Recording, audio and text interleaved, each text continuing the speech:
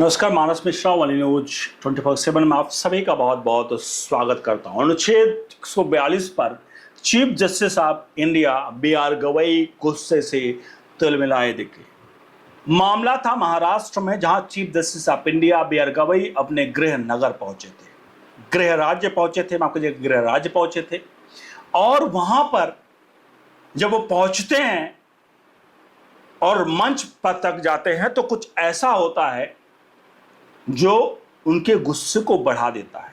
और वहां उनका गुस्सा होना लाजमी भी था, क्योंकि महाराष्ट्र की सरकार को इस पर कार्रवाई जरूर करनी चाहिए, क्योंकि उस वक्त महाराष्ट्र के 3 प्रमुख लोग, मुख्य सचिव, DGP और पुलिस कमिश्नर, वो तीनों उनकी अगुवाई के लिए नदारद दिखे। जो कि प्रोटोकॉल है कि अगर कहीं चीफ जस्टिस ऑफ इंडिया पहुंचते हैं तो उस राज्य के DGP, मुख्य सचिव और पुलिस कमिश्नर को वहां पहुंचना ही चाहिए था, और तीनों नहीं पहुंचते हैं। लेकिन यह मामला चीफ जस्टिस ऑफ इंडिया के लिए ऐसा लगा कि यह मामला तो सिर्फ एक मुद्दा था जो उनको चाहिए था। इस मामले को लेकर के उन्होंने दूसरा ही पुराना मुद्दा छेड़ दिया। मुद्दा क्या था? सेक्शन 142, अनुच्छेद 142। हालिया में जो राष्ट्रपति पर नकेल कसी गई है वो अनुच्छेद 142 को लेकर के ही कसी गई है, जहां सेक्शन 200, 201 राष्ट्रपति जो है राज्यपाल और राष्ट्रपति की शक्तियों को, जो कोई विधेयक आता है उसके बारे में इसमें पूरा डिटेल लिखा हुआ है, उसको दरकिनार करके अनुच्छेद 142 का इस्तेमाल करके राष्ट्रपति की शक्तियों को सीमित कर दिया गया, यानी उनको एक कंट्रोल कर लिया गया। तो उसी को लेकर के, अनुच्छेद 142 को लेकर के चीफ जस्टिस ऑफ इंडिया ने जो कुछ कहा वो हम आपको बताएंगे। और कौन है सुप्रीम, संसद या सुप्रीम कोर्ट या राष्ट्रपति, उस पर भी उन्होंने जवाब दिया, वो भी दिखाएंगे। अनुरोध करेंगे आपसे इस वीडियो के कमेंट बॉक्स में अपनी प्रतिक्रिया और राय जरूर दीजिएगा, और वीडियो को लाइक शेयर जरूर करिएगा। बढ़ते हैं खबर की तरफ। क्या है पूरी की पूरी खबर, आपको बता दें। जैसा मैंने बताया कि वो मंच पर पहुंचते जब तीनों लोग नदारत होते हैं, DGP, मुख्य सचिव और पुलिस कमिश्नर, तो गुस्से से लाल होते और कहते हैं कि अगर यही आज ये प्रोटोकॉल तोड़ा गया, यही अगर प्रोटोकॉल किसी जज के द्वारा तोड़ा गया होता तो अनुच्छेद 142, जी हां, अनुच्छेद 142 जिसकी चर्चा चारों तरफ हो रही होती। अब सोचिए, ये बात गलत है कि 3 लोग वहां पर नहीं आए और प्रोटोकॉल उन्हें तोड़ा, लेकिन एक किसी व्यक्ति के स्वागत के लिए प्रोटोकॉल तोड़ना एक बात है, और एक 2 जजों की कमेटी अनुच्छेद 142 का इस्तेमाल करके राष्ट्रपति की शक्तियों को कंट्रोल कर ले। महज 2 लोग, 5, 7, 10, 12 की कमेटी हो तो समझ में आता है सुप्रीम कोर्ट को। महज 2 लोग की कमेटी एक फैसला सुना दे कि राष्ट्रपति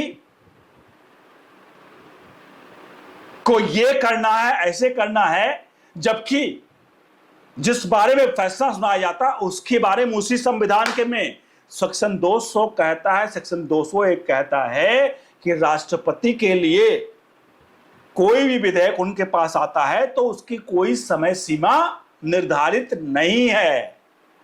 लेकिन 142 का इस्तेमाल करके कहा जाता है अनुच्छेद, सुप्रीम कोर्ट के द्वारा फैसले में, कि राष्ट्रपति को 3 महीने के भीतर किसी भी विधेयक पर प्रस्ताव उनके पास अगर विधेयक आता है तो उस पर या तो हस्ताक्षर करके यानी पास करके भेजना होगा, नहीं तो कोई नोटिंग करके उनको 3 महीने में भेजना होगा। अगर वो ऐसा करने में विफल होते हैं और ज्यादा वक्त तक अपने पास फाइल को रखते हैं तो उनको ये मतलब जो भी विधेयक होगा वो विधेयक एज इट इज पास माना जाएगा, यानी कि उनके सिग्नेचर की, उनके कमेंट्स की आवश्यकता नहीं पड़ेगी, एज इट इज उसको पास मान लिया जाएगा। यह फैसला सेक्शन 142 का इस्तेमाल करके सुना दिया गया, पूर्ण न्याय की अवधारणा को यहां पर व्यक्त किया गया।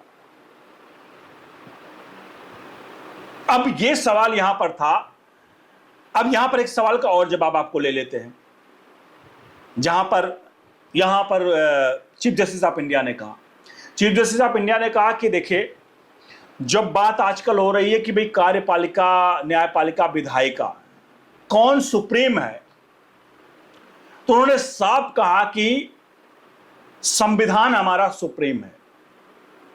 और ये बात सच भी है कि चीफ जस्टिस ऑफ इंडिया ने कहा कि संविधान सुप्रीम है।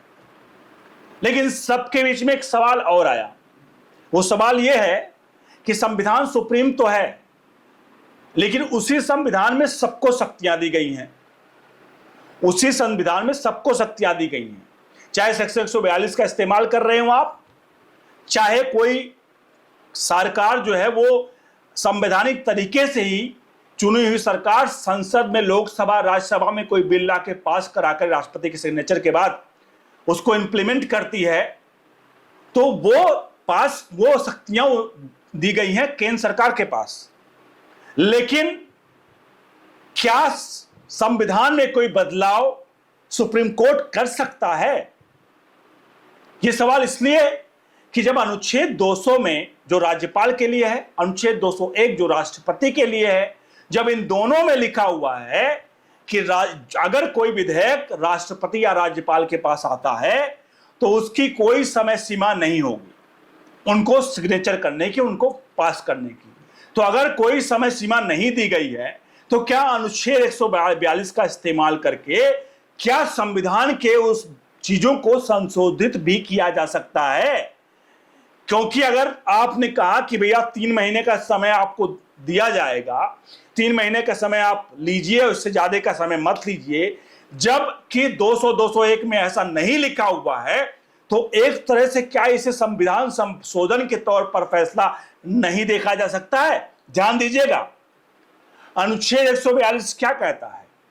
अनुच्छेद 142 कहता है कि पूर्ण न्याय की स्थिति को कहीं ना कहीं पूर्ण न्याय की स्थिति को लेकर आना, यानी कि जज के पास, सुप्रीम कोर्ट के जज के पास कोई भी अगर फाइल आती है, मतलब कोई भी केस आता है, तो सुप्रीम कोर्ट के जज को लगता है कि एक तरफ केस, एक तरफ जो है भले वो सारे चीजें हैं, आपको मतलब सबूत है, बिना है, सब कुछ है, लेकिन उनको लगता है कि यहां पर न्याय नहीं हो रहा है, तो वो दूसरे पक्ष को फैसला सुना सकते हैं।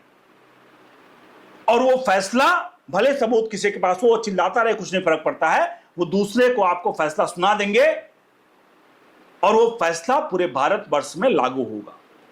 लेकिन यहीं पर एक थोड़ा सा स्टॉप आपको करना चाहूंगा, क्या यह अनुच्छेद 142 संविधान के प्रावधानों में भी बदलाव करने के लिए क्या लाया जा सकता है? क्या संविधान के प्रावधानों में भी बदलाव करने के लिए अनुच्छेद 142 का इस्तेमाल हो सकता है, जैसे कि 200 और 201 के लिए शायद किया गया? ये टेक्निकल चीजें हैं, शायद इसको लेकर के और चीजें हो अंदर की, भाई हो सकता है किया जा सकता हो, लेकिन सवाल है क्या ऐसा हो सकता है? आप में से कोई वकील जो बहुत स्कॉलर हो, अगर देख रहे हो वीडियो, तो एक बार बताइए, क्या ऐसा हो सकता है? क्या कल को कोई सरकार जो 543 सीट लोकसभा में जीत करके आए और वो केस सुप्रीम कोर्ट में चला जाए, और कल को क्या उस सरकार को भी गिराने का हक सुप्रीम कोर्ट रखता है?